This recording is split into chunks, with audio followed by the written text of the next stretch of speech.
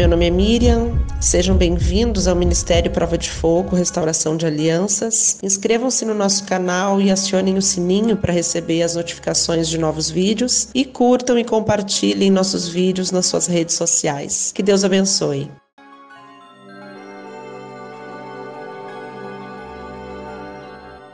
Nós vamos ler em Romanos, agora 8:33-39, que diz assim: Quem intentará acusação contra os eleitos de Deus?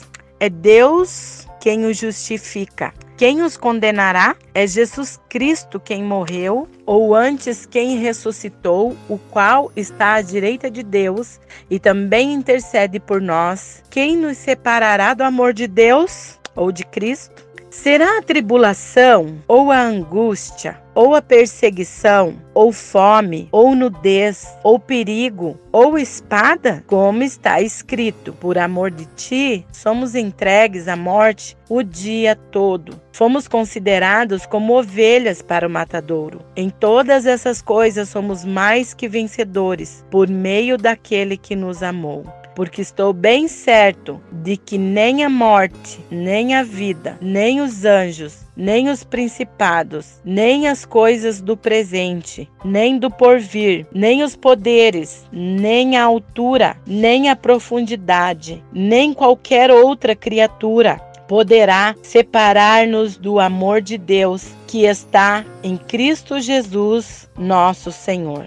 Até passando fome, nudez, que não é nenhuma prosperidade. A palavra de Deus diz que até nisso somos mais do que vencedores e não amaldiçoados. Nem toda doença é fruto do pecado da pessoa, nem é maldição. Vocês lembram o caso daquele cego de nascença que está lá em João 9? E passando Jesus, viu um homem cego de nascença e os seus discípulos lhes perguntaram dizendo: Rabi, quem pecou, este ou seus pais, para que nascesse cego?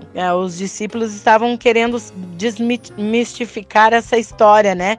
Que mesmo os discípulos, ainda isso desde então vem sendo repetido, né? Ai, é maldição, tá vendo lá, o fulano nasceu daquele jeito por causa do pai, porque herdou o pecado do pai lá. Jesus respondeu: nem ele pecou, nem seus pais, mas foi assim para que se manifestasse a glória de Deus, para que se manifestassem nele as obras de Deus. Antes de eu entrar aqui nessa ideia para a gente concluir, que vamos conseguir concluir nesse quarto áudio, quando a gente lê aqui, vamos voltar um pouquinho aqui nesse texto de Romanos 8, que ele diz assim, quem nos separará do amor de Deus? E aqui, se vocês olharem, Paulo, ele está falando para quem? Para crente, entendeu? Porque sempre vai ter alguém, um ser humano em algum lugar que vai estar achando que, eu sou assim porque os meus pais fizeram. Gente, é uma ideia que, por exemplo, eu não sei você, mas quantas coisas que eu quebrei e desfiz acreditando que era uma herança, uma maldição hereditária. Então, quando você faz a quebra, o correto não seria aquilo mudar na vida da gente? Não é verdade? Pare para pensar, vamos supor, vocês estão lá com um problema, uma dificuldade na área financeira. Então nós vamos fazer uma quebra agora, porque isso é uma herança, né? Porque fizeram, ofereceram, sacrificaram, e aí vocês estão na igreja, estão servindo a Deus, mas vocês estão presos nisso. O certo, gente, é uma coisa muito lógico isso, sabe? Não tem que ser sentimento, gente. Não tem que ser emoção. A gente tem que procurar entender as coisas. Então, se eu fiz a oração e eu fiz a quebra, por que minha vida não mudou? Tá entendendo? Tanto de encontro, de seminários que eu paguei, que eu fiz, acreditando que, meu Deus, tá explicado então. Tá explicado por que é. É uma herança. Mas aí, por que eu confessei e eu quebrei e aquilo ali não mudou? É porque assim, a gente precisa prestar atenção nas coisas. Paulo, ele tá falando aqui, o que vai nos separar do amor de Deus? A tribulação, a angústia, perseguição, fome, nudez, perigo. Você sabia que ele passou por tudo isso aqui? E ele está dizendo, como está escrito, por amor de ti somos entregues à morte o dia todo. É que ninguém quer falar desse lado aqui. Os crentes, existe assim uma cultura de que, não, para Deus, o quê? Você está passando situação financeira difícil? Ah, vamos investigar, deve ter um pecado aí. Não, tem que ter alguma maldição hereditária. A gente sempre quer, entendeu? Justificar, entender, explicar para o outro aquilo ali. Nem tudo nós vamos ter uma explicação lógica. Às vezes são coisas que estão totalmente esclarecidas. Deus, ele nos trata em todos os dias. Então existem coisas que nós estamos sofrendo hoje, e estamos passando por algumas situações. Eu, por exemplo, eu reconheço, eu não tenho formação, por exemplo, não tenho nenhuma faculdade. Se eu tivesse, talvez poderia ser diferente? Poderia. Porém, quantas pessoas que eu conheço que não tem uma justificativa, porque no meu caso, então, teria uma explicação, né? Quantas pessoas que eu conheço que têm faculdade, que têm experiência e que estão passando por uma situação difícil financeira. Não consegue emprego. Não vai muito longe. Você liga a televisão. Esses dias, eu não lembro que dia agora que foi recente, que eu vi uma reportagem falando que as pessoas fazem unha, elas ficam fazendo qualquer coisa, vendendo água no sinaleiro, pano de prato, para quê? Para não perecer, porque tá todo mundo passando por um momento. Nós somos tratados nisso? Somos. Você vai abandonar Deus por causa disso? Porque você sabe o que o inimigo procura colocar? Não! Para ser de Deus tem que ser próspero. Daí, sabe o que acontece? O que vale não é mais a adoração sincera a Deus.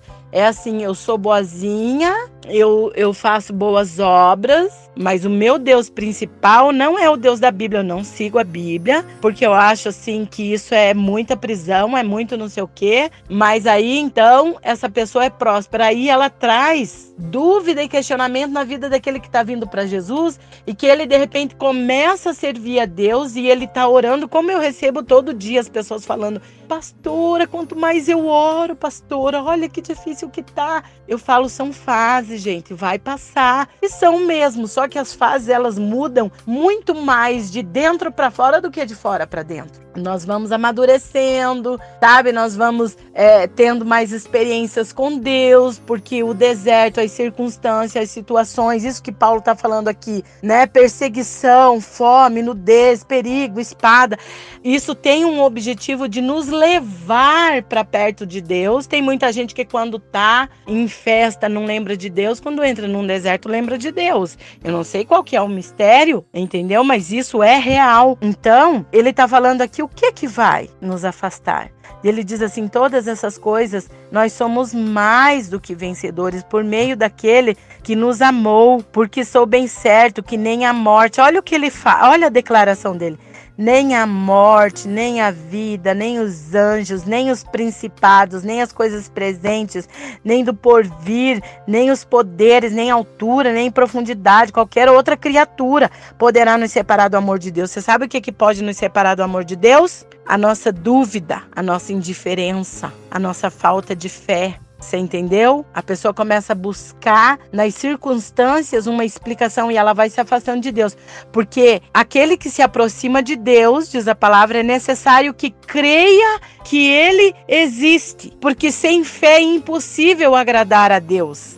Então, gente, eu prefiro ficar aqui. Eu prefiro passar por tudo isso que eu tenho passado e um dia chegar diante de Deus e Ele me esclarecer lá na glória, do que dizer assim: não, eu não entendo, então eu não quero isso para mim. Porque é fé. Fé é você crer no invisível. Paulo mesmo diz: nós não vivemos, nós não andamos por aquilo que vemos, andamos por fé. Então, para concluir aqui, vemos aí um caso interessante. Nem os ancestrais pecaram quando nós estávamos falando do cego, lembra? Voltando aqui para o texto de João. Então, nem os ancestrais pecaram, nem o homem cego. A doença ocorrera para que se manifestasse a glória de Deus. Jesus curou o cego, seu nome foi glorificado. Cremos que a visitação da maldade por Deus sobre a terceira e quarta geração é para os que aborrecem a Deus. Ainda assim, sabe o que eu creio? Para aqueles que aborreciam a Deus no tempo da lei e não para os nascidos de novo hoje, aqueles que aceitaram Jesus. Por que eu digo para vocês aqui que eu acredito que essa visitação era no tempo da lei, era só lá que acontecia? Porque, gente, analisa comigo. Como que tá os seus amigos que não servem a Deus? Financeiramente. É só você, quem tem Instagram, sabe? Você olha aí as pessoas fazendo vídeo, lançando uma moda. Aí aparece alguém que por causa de o pecado tá tão em evidência. E aí assim, sabe? A questão, ai, que legal, ele é bonzinho. Então, as pessoas estão... O que é importante? É o que tem. É o que eu tenho, não é para onde eu vou e quem eu sou em Jesus. É quanto mais você tem, mais visto, mais bem aceito, mais... É isso que o mundo mostra. Então existe um conflito, né? Dessa questão assim. Então hoje parece, as pessoas dizem, ai pastora, parece que eu que estou servindo a Deus estou na prova e a pessoa que está lá no mundo está lá no bem bom. Pois é, você sabe aonde que vai ser o castigo agora? Eterno. A sentença será eterna. Não vai ter mais escape, porque está avisado na palavra de Deus. Deus tem prometido fazer misericórdia a milhares de seus descendentes, aqueles que se rendem a Ele. A maldição, ela não é transmitida diretamente. Os efeitos do pecado sobre os filhos, sim. Se alguém aceita Jesus, é nascido de novo. Sua vida está debaixo da proteção de Deus, não cabendo mais nenhuma condenação ou maldição. Que Deus nos abençoe e que nós possamos entender as verdades espirituais à luz da Bíblia e não de especulações doutrinárias, sensacionalistas e equivocadas. Que o Espírito Santo nos dê entendimento e sabedoria no estudo da palavra de Deus. Sempre lembre de orar antes de ler a Bíblia. Peça para o Espírito Santo, me dá entendimento, me dá discernimento, sabe? Então existem muitas coisas que a gente vai vivendo e aprendendo. Hoje eu já pensei diferente, eu já acreditei, sabe? Nessa questão da maldição hereditária. Hoje eu faço acompanhamento com as pessoas e assim, por que, pastora, que eu ainda tô sofrendo, ainda tô depressiva? Querida, vamos descobrir o que você tá fazendo que ainda tá dando legalidade para esses espíritos. Então é um tratamento pessoal de você descobrir aonde você está falhando e não porque isso é hereditário. Então que Deus abençoe. Qualquer dúvida, fala com a gente no privado. Deus abençoe a todos. Fiquem com Deus.